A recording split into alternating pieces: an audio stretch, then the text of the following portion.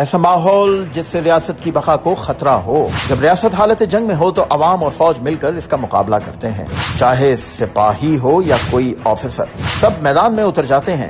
آج سوال پوچھا جا رہا ہے کہ جنرل ندیم انجم کو خود کیوں میڈیا کے سامنے آنا پڑا؟ اس کا جواب اس سوال میں ہی چھپا ہے۔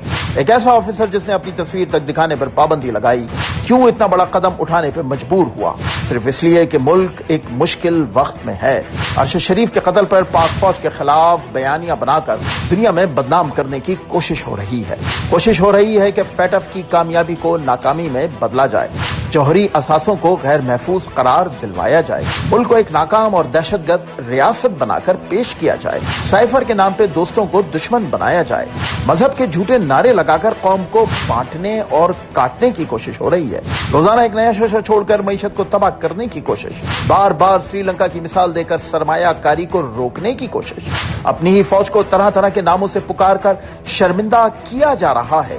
8 مہینے سے صبر کا مظاہرہ کرنے والوں پر الزام لگایا جا رہا ہے، بڑے عہدیداروں سے جھوٹے بیانات منسوب کر کے گمراہ کیا جا رہا ہے، اللہ رسول کا نام لے کر مسلسل جھوٹ بولا جا رہا ہے، غداری وطن دشمنی کے فتوے بانٹے جا رہے ہیں۔ دوسری طرف فوج سے سوال کیا جاتا ہے کہ وہ خاموش کیوں ہیں؟ کیا وہ ڈر گئے ہیں یا پس پردہ وہ بھی اس بیانیے کا حصہ ہیں؟ ان سب باتوں کا جواب دینا تھا، مگر اس سے پہلے ہر ممکن کوشش کی کہ عمران خان جو انتشار پھیلانے کی کوشش کر رہے ہیں اس سے انہیں خاموشی سے ہی روکا جائے۔ لانگ مارچ میں انہی کے لوگوں کے مطابق خون خرابہ ہوگا۔ اگر خدا نخواستہ ہوا تو ذمہ داری فوج پہ ڈال دی جائے گی اور بدنام کرنا شروع کر دیں گے۔ یا لوگوں کو مرنے سے بچانا اور ملک کو انتشار سے بچانا بزدلی ہے، سودے بازی ہے، کمزوری ہے یا بہادری ہے؟